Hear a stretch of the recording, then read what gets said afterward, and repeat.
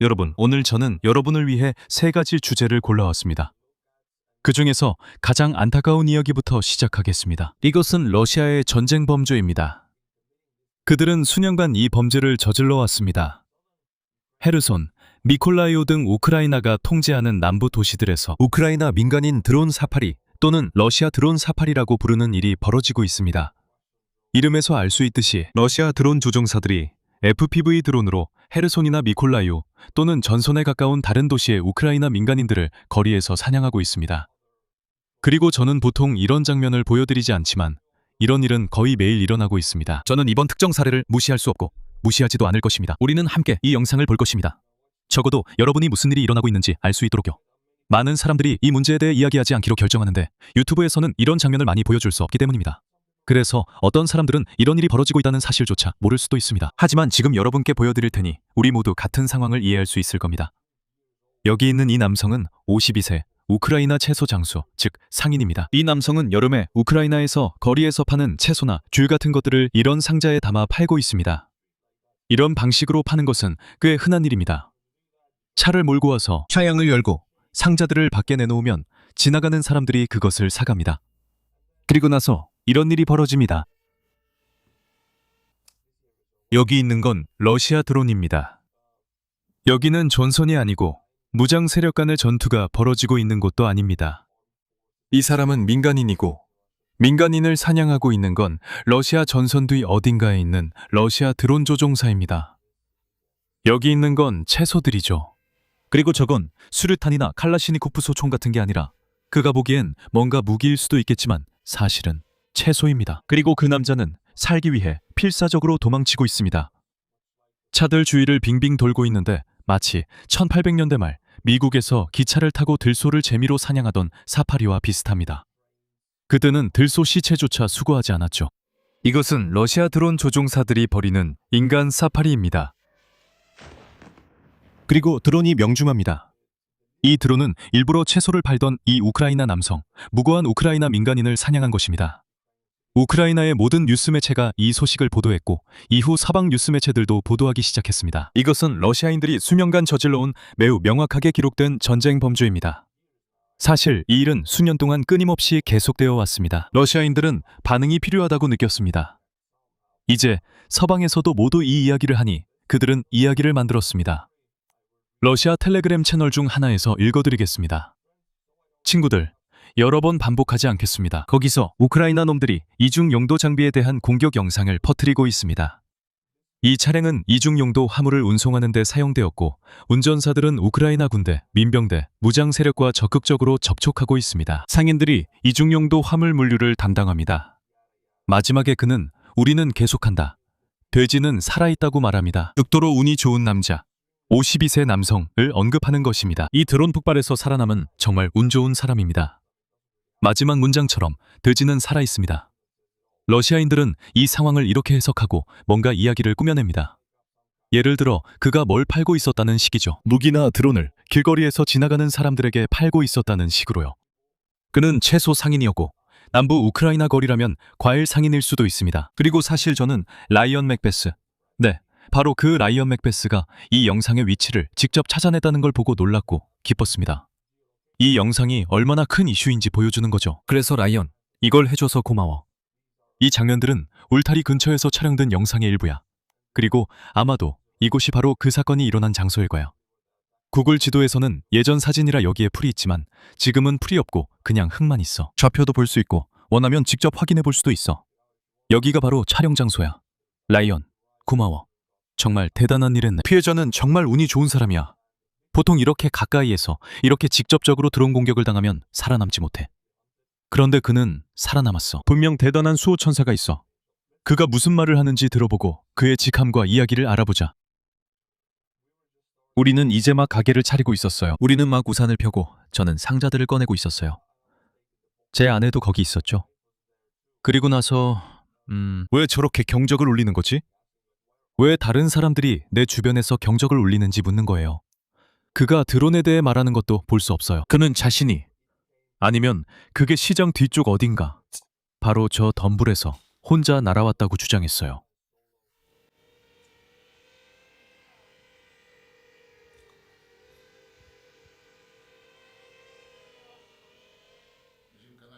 제 아내가 도망치기 시작했고 드론이 방향을 틀기 시작했어요. 그때 드론이 차를 들이받았죠. 저는 드론에게 채소 조심하라고 신호를 보냈어요. 그러니까 이봐요 드론 조종사님, 여기 채소가 있어요. 저는 채소 상인 아니면 과일 상인입니다. 번역하면서 의미가 조금 빠질 수도 있겠네요. 상자 안엔 과일과 채소가 있었어요. 그런데 드론이 저를 향해 날아와서 저는 도망쳤어요. 그리고 드론이 자동차에 부딪혔어요. 제가 바로 그 옆에 있었어요. 그리고 결국 우리는 나란히 서게 됐죠. 그게 이야기의 전부예요. 제가 이 이야기를 선택한 이유는 영상도 있고 생존자도 있기 때문이에요. 러시아 사람들도 반응하고 모두 이 이야기를 하고 있어요. 더 많은 사람들이 이 이야기를 하길 바랍니다. 이런 일은 수년간 계속되어 왔지만 대중이 알거나 인정하거나 주목하기 위해서는 때때로 아주 구체적인 이야기가 필요하죠.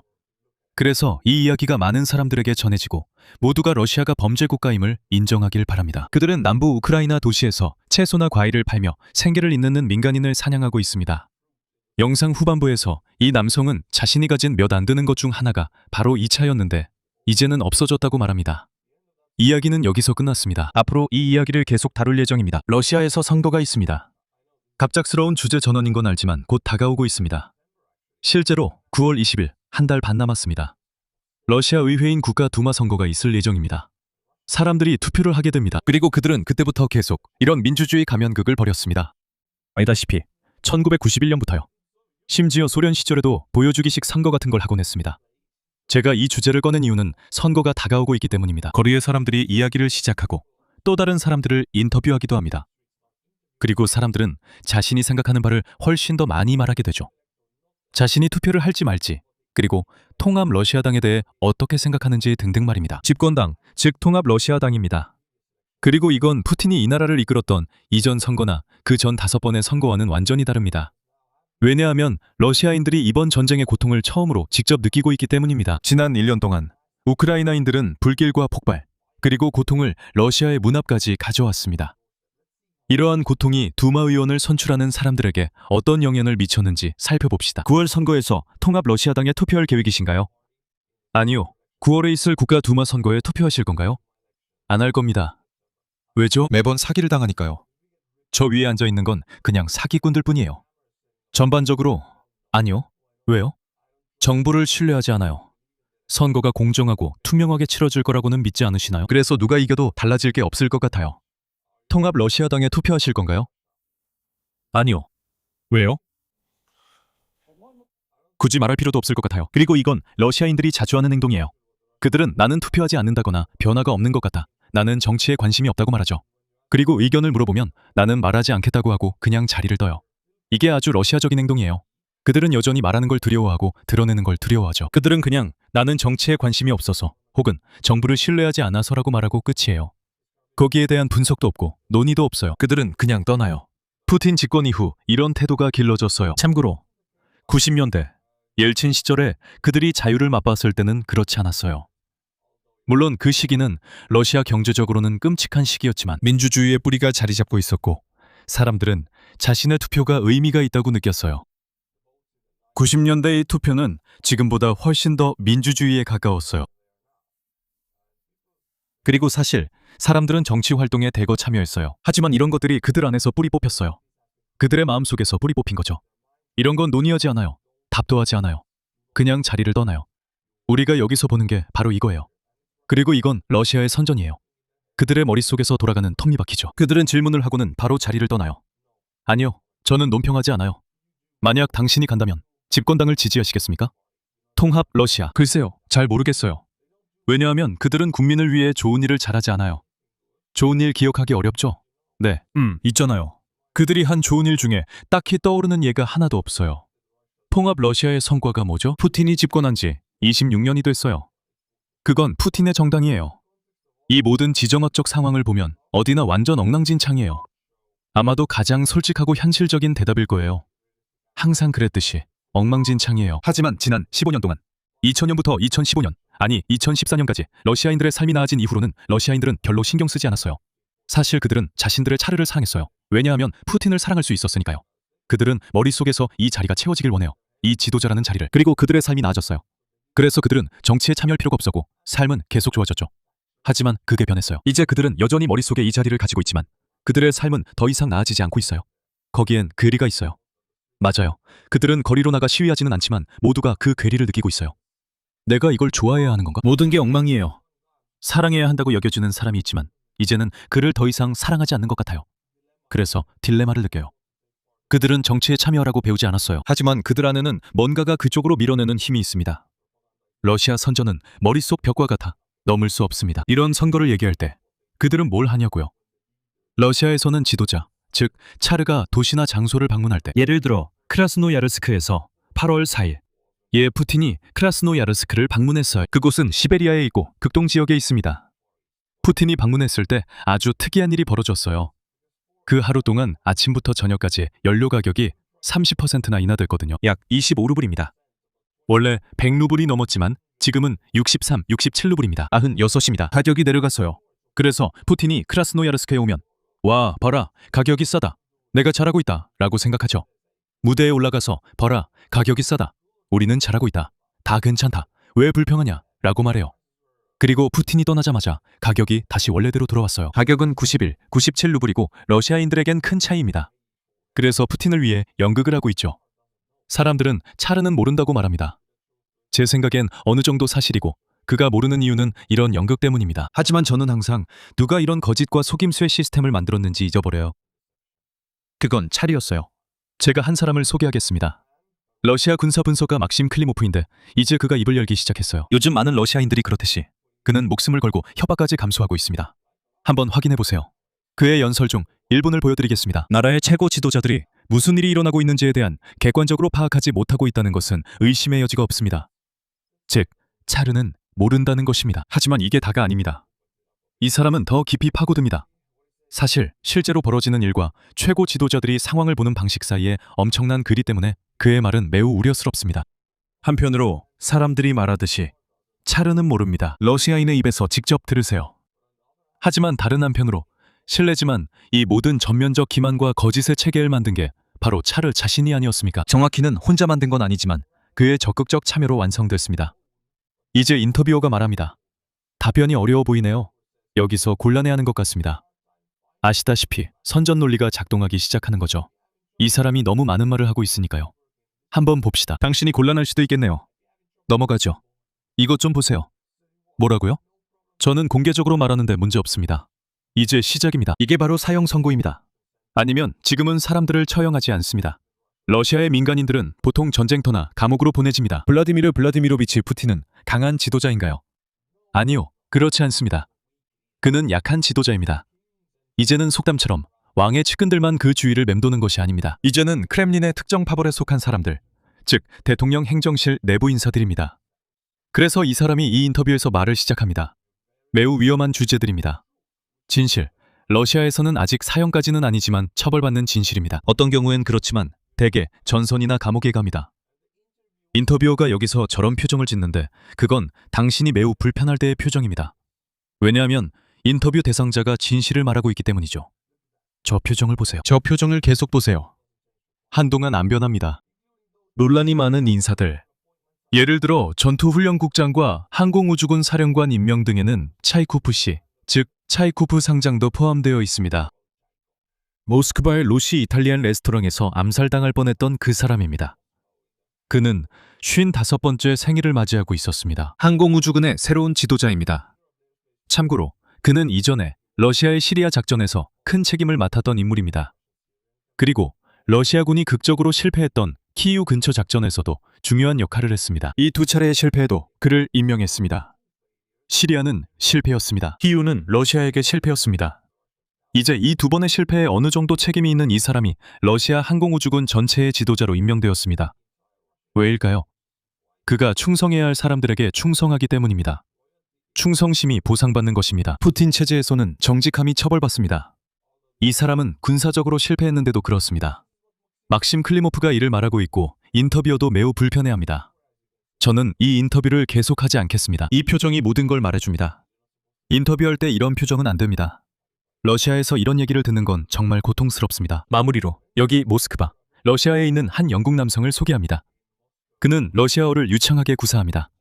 하지만 푸틴의 통치 아래 상황이 얼마나 나빠졌는지 보여주기 위해서입니다. 많은 사람들이 아침에 시리얼을 먹죠. 아이들이나 자신을 위해 자주 사는 품목 중 하나입니다. 모스크바에서는 어떤지 살펴보겠습니다. 여러분, 저 정말 충격받았어요. 누가 설명해 줄 수 있나요? 코코퍼프 시리얼은 켈로그라는 서양 회사 제품입니다. 이게 왜 1898루블이나 하는 거죠? 저 진짜 충격받았습니다. 충격 위에 충격이었어요. 지금 집에 돌아와 있는데, 참고로 영국 얘기입니다. 거기도 물가가 저렴하지 않아요. 영국은 경제적으로 별로 좋지 않습니다. 잘 모르겠지만 3파운드면 280루블 정도 됩니다. 그리고 여기는 이 가격입니다. 젠장. 내가 프리미엄 식료품점에 있다는 건 알겠는데, 하지만 이건 너무 심하잖아. 말도 안 돼. 진짜 충격이야. 누가 나한테 좀 설명해줘. 이게 무슨 일이야? 왜 이렇게 된 거지? 매일 사는 시리얼 같은 게 이렇게 비싸지면 연금 받는 어르신들은 이거 안 사지. 돈이 없으니까. 그분들은 감자 사고 당근 사고, 그분들은 쿠폰으로 할인하는 것만 사지. 러시아 연금 생활자들은 원래 그렇게 해. 그런데 이런 가격들도 100, 200씩 올랐어. 300%까지. 모두가 힘들어하고 있어. 그런데 영국은 이렇게 비싸도 임금이 유럽연합에서 손꼽히게 높거든. 상위 5손가락 안에 들 정도로. 러시아에서는 사람들이 가난해. 빈곤선 이하야. 수천만 명이 한 달에 몇백 달러밖에 못 벌어. 상상할 수 있어? 이게 일반 러시아인들이 얼마나 고통받는지 보여주는 거야. 그들의 삶은 더 나아져야 하는데, 하지만 이제 그들의 식료품 값이, 내가 말하는 건 해마다 50% 오르는 게 아니야. 아니, 이 시리얼은 1년 만에 300%나 올랐어. 다른 것들은 얼마나 올랐을지 상상할 수 있겠어? 이제 농업에 대해 이야기해보자. 이건 서로 연결되어 있어. 러시아는 농업국가야. 러시아 남부에는 상당히 넓은 초원이 있어. 상당히 넓은 농지가 있고, 전쟁 전에는 우크라이나 다음으로 밀과 농산물을 많이 수출하던 나라였어. 자, 여러분도 알다시피 미국, 유럽, 러시아의 농부들은 비슷한 상황이야. 부유한 농부가 되기는 정말 어려워. 미국에서는 가능할 수도 있지만 유럽에서는 거의 불가능해. 보통은 유럽연합에서 지원금을 받아서 그나마 괜찮은 거지. 유럽연합 덕분에 에스토니아 농부들도 잘 지내. 하지만 대부분 농부들은 대출받아 씨 뿌리고 수확해. 결국 남는 게 없어. 남부들 대부분이 그래. 농부가 가장 많이 쓰는 건 어디서나 디젤이야. 어떤 지역은 디젤 가격이 200, 300%까지 올랐어. 왜 곡물 가격이나 그들이 파는 농산물 가격은 오르지 않았을까? 그걸로 더 많은 돈을 받지 못해. 지금 5명 중 1명의 농부가 파산 직전에 있어. 러시아에서는 이게 엄청나게 큰 산업이야. 나는 이 이야기를 많이 하거나 듣지 못했던 것 같아. 야생베리나 정유공장 등 더 흥미로운 일들이 많으니까. 하지만 이건 정말 중요한 일이야. 이들은 러시아의 평범한 사람들이고, 농부들은 하루 12시간씩 일해. 지금 고통받는 사람들이 바로 이들이야. 실제로 미안한데 3명 중 1명의 농부가 파산 직전에 있어. 바짝물의 첫 출하가 드디어 시작되고, 아마도 한동안은 이것이 마지막일 거야. 로스토프 지역에서는 겨울밀을 킬로그램당 16, 17루블에 팔았는데, 이건 정말 싼 거야. 어제는 우리 곡물이 킬로그램당 겨우 12.5루블에 매입됐어. 이건 네가 쓴 비용의 거의 3분의 1 수준이야. 농업이 위기에 처했어. 사상 최저의 매입가 때문에 올해 수확한 곡물 중 일부는 수확하는 것보다 버리는 게 더 쌀 정도야. 곡물이 그냥 땅에 버려지고 있어. 이유는 간단해. 수확 작물을 재배하는 비용이 이제 시장 가격의 3배나 돼. 그러니까 재배하고 관리하는 데 드는 비용이 비료나 퇴비, 밭에 뿌리는 모든 것들, 콤바인으로 수확할 때 쓰는 디젤, 콤바인을 운전하는 인건비까지, 이런 모든 비용이 3배나 더 들어. 1년 내내 일해서 수확한 걸 팔아도 들인 비용의 3분의 1밖에 못 받아. 그리고 당신은 농지 전체에 은행 대출이 있어. 완전히 망한 거지. 어떻게 해야 하지? 서방 국가에서는 이런 상황이 힘들면 국가가 도와줘. 유럽연합에서는 그렇지만 러시아에서는 그들은 그냥 망한 거야. 이건 7월 이야기야. 한 달 전이지. 그때 이미 상황이 매우 심각했어. 이제는 수확철이야. 8월이거든. 나는 다시 체레파노보의 농부들과 이야기를 나눴어. 체레파노보, 디레이아 발라브라. 무슨 뜻인지 모르겠어. 그 사람들이 나한테 뭐라고 했는지 알아? 레나, 만약 디젤이 리터당 100루블까지 오르면 우리는 콤바인조차 돌리지 않을 거야. 왜냐하면 요즘 농사는 순전히 계산이거든. 디젤이 그렇게 비싸면 밭에서 작물을 수확하는 게 아무 의미가 없어. 이미 준비됐는데 가서 수확하고 팔면 되잖아. 무슨 가격에 팔라는 거야? 그걸 팔아봤자 푼돈밖에 못 받아. 그리고 수확하려고 산 디젤 때문에 빚만 늘어날 거야. 디젤이 수백 수천 톤이나 필요하니까 실제로 은행에서 돈을 빌려서 디젤을 사야 해. 큰 농장이 있다면 다 팔아도 은행에 많은 돈을 빚지고 이익은 하나도 못 남겨. 완전히 마이너스야. 그래서 수년 동안 하루 12시간씩 일해도 농부의 현실은 이래. 러시아에서는 정말 슬픈 일이야. 그리고 이 주제를 마무리하기 위해 방금 당신에게 러시아의 차트를 보여줬잖아.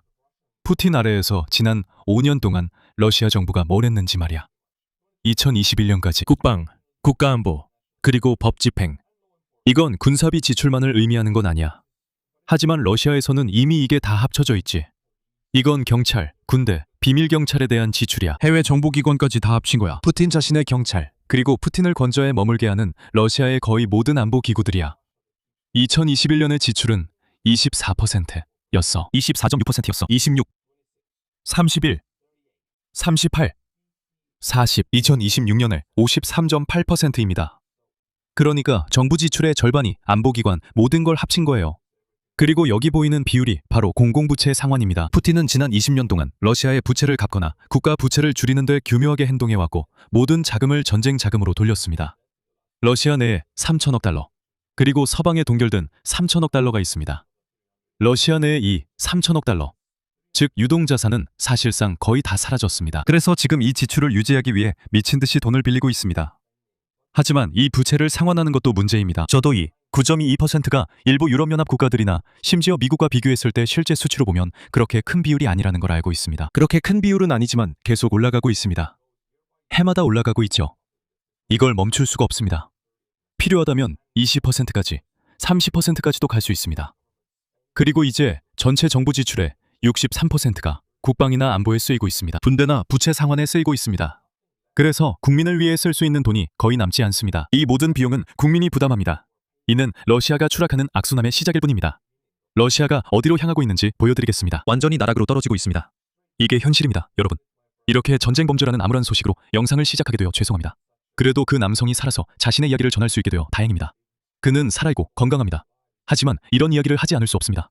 여러분의 하루를 망치지 않았길 바랍니다. 하지만 여러분은 이런 사실을 알아야 합니다. 그리고 제가 이런 이야기를 할 수 있는 위치에 있는 것도 모두 여러분 덕분입니다. 아무도 없다면 제가 하는 이야기는 허공에 대고 말하는 것과 다름없겠죠? 그래서 이 자리에 함께 해주셔서 감사합니다. 이렇게 할 수 있게 해주셔서 감사합니다. 앞으로도 여러분이 꼭 알아야 할 이야기들을 계속 전해드리겠습니다. 여러분이 시청해주시고 바이미어 커피에서 후원해주시기 때문에 제가 이 자리에 있을 수 있습니다. 그래서 새로운 멤버 4분이 계시고 감사의 표시로 이름을 제대로 발음하지 못할 수도 있습니다. 야크웨스님이 계십니다. 감사합니다, 야크웨스님. 바트도파님, 미오나님, 물론 익명님, 그리고 파블로님입니다. 파블로님은 왔다 갔다 하지만 항상 다시 돌아오시죠. 다시 참여해주셔서 감사합니다, 파블로님. 제 채널이 마음에 드신다면 바이미어 커피 월간 멤버십에 가입해주세요. 링크는 아래 설명란에 있습니다. 다음 영상에서 뵙겠습니다. 매주 월요일, 수요일, 금요일에 업로드됩니다. 꼭 다시 오셔서 채널 구독도 해주세요. 그리고 안녕히 계세요.